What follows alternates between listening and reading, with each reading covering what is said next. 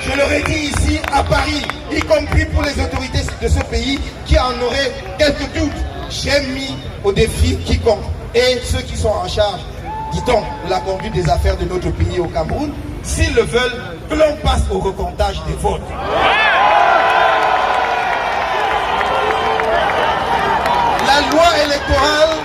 La loi électorale dit que ce sont les procès-verbaux de Elekam font foi. Mais c'est Elekam qui est là et Elekam a tous les procès-verbaux. Ils nous ont demandé, montrez-nous vos procès-verbaux. Bien que cela ne fasse pas foi, j'ai dit, si vous convoquez une commission de recomptage des votes, je vous apporte nos procès-verbaux. Ils créent la commission de recomptage. On croise les procès-verbaux avec les listes d'émarchement. Si celui qu'on a proclamé vainqueur est effectivement vainqueur, j'irai m'incliner devant lui. Mais si, comme je crois, comme j'en suis convaincu, c'est moi qui suis le vainqueur, il faut qu'il ait l'élégance de passer le pouvoir. Voilà le message. Je dis ici ce que j'ai dit ailleurs.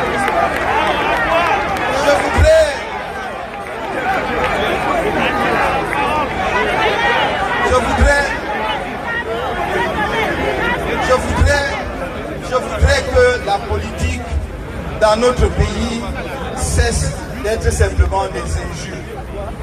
Nous avons devant nous des défis colossaux parce que nous faisons face à des crises multiples. Ce ne sont pas des crises habituelles. Parce qu'il y a la vie de milliers de Camerounais qui est en jeu.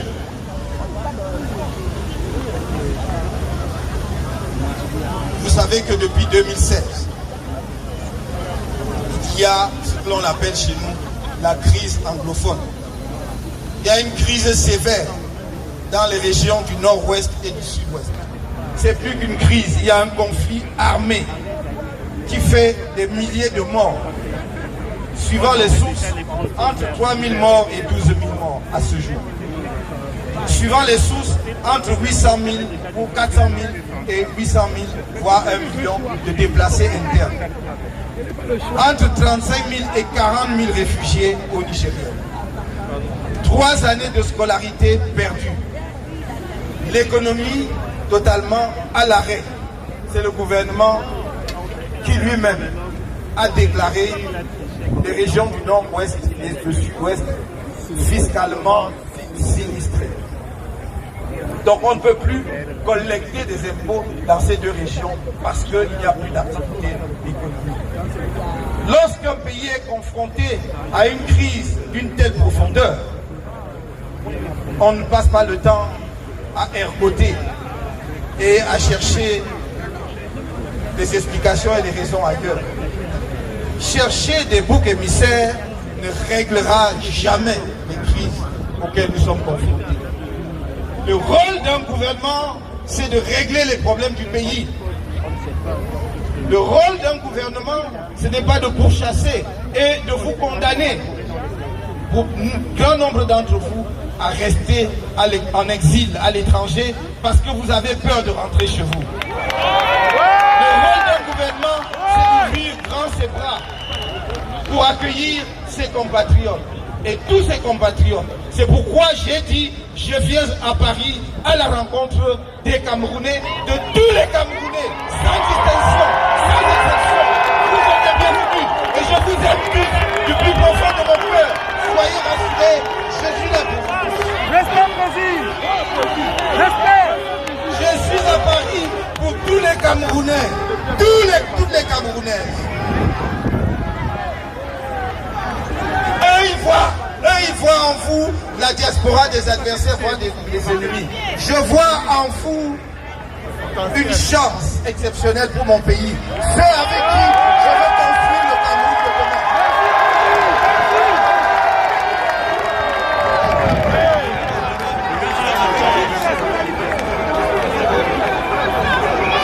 Il m'arrive parfois de me poser sérieusement la question. Qui sont ceux qui dirigent mon pays aujourd'hui? Comment peut-on diriger un pays et être habité par autant de haine? Je ne peux pas comprendre, c'est quelque chose qui me dépasse. Il y a donc nécessité pour nous, c'est une urgence nationale de mettre un terme à ceux qui nous conduisent droit dans le gouffre. J'ai dit, j'aime chaque Camerounais individuellement. Je n'ai pas besoin qu'il m'aime, mais moi je n'ai pas besoin de son autorisation pour l'aimer. Je vous aime tous.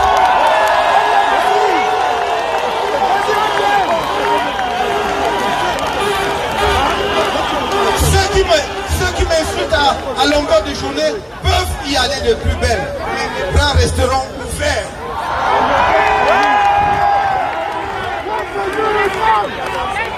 J'ai dit devant le Conseil constitutionnel que j'aimais tellement mes frères de toutes les régions que s'il y avait un concours à passer pour être de cette région-là, je passerais ce concours. Et croyez-moi, je ne l'échouerais pas parce que je n'étais pas rentré à l'école.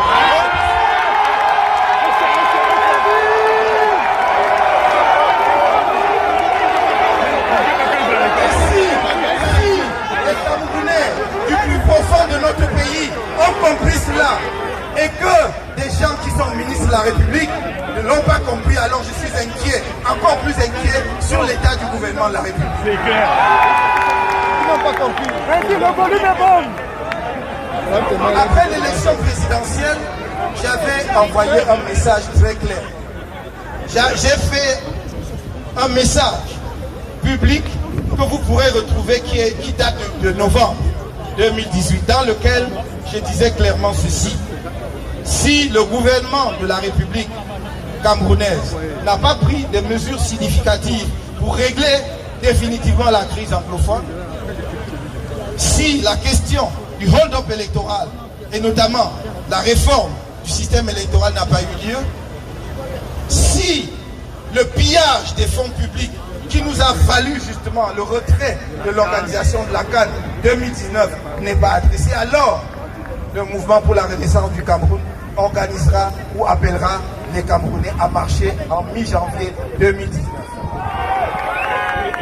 I said it because of my commitment to the settlement.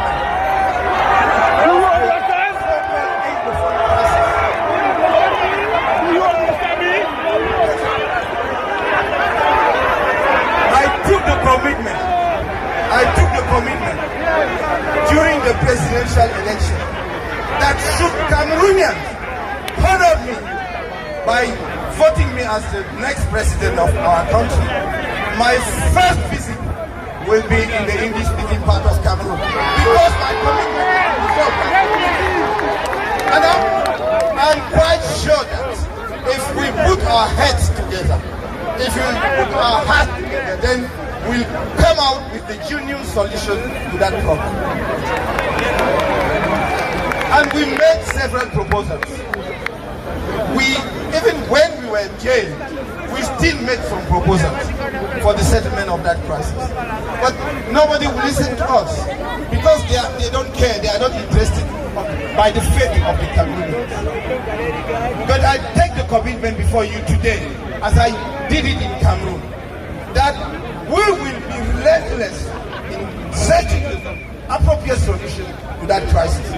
And hopefully, by the grace of the Lord, in the coming months or years, we will solve that problem. We took the decision.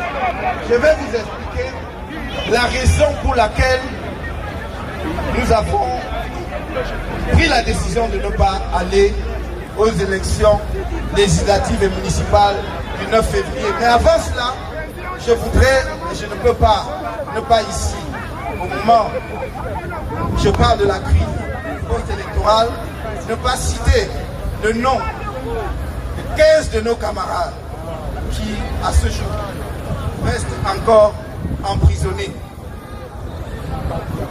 Le premier vice-président du mouvement pour la renaissance du Cameroun, M. Mamadou.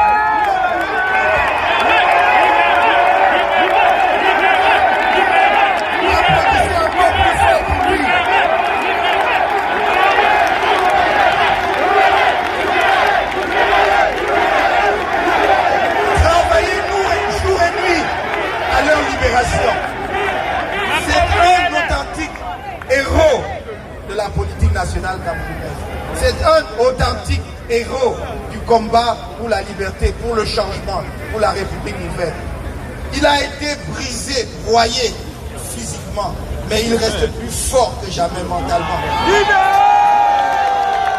Comme vous le savez, il a eu le crâne cassé. Il a eu un bras cassé, brisé. Vous l'avez vu sous le plâtre. Il a eu des côtes cassées. Tout simplement parce qu'il a dit « Je sais pourquoi je me bats ». Ce n'est pas sous la contrainte de qui que ce soit. Monsieur Campton ne m'a pas donné un centime. Parce que on me prête beaucoup d'argent. On dit que je suis milliardaire au point où j'ai probablement acheté le billet d'avion pour nombre d'entre vous qui sont partis de Londres. J'ai dit non. C'est la parole de vérité authentique. C'est l'engagement sincère pour le peuple camerounais qui vous met debout.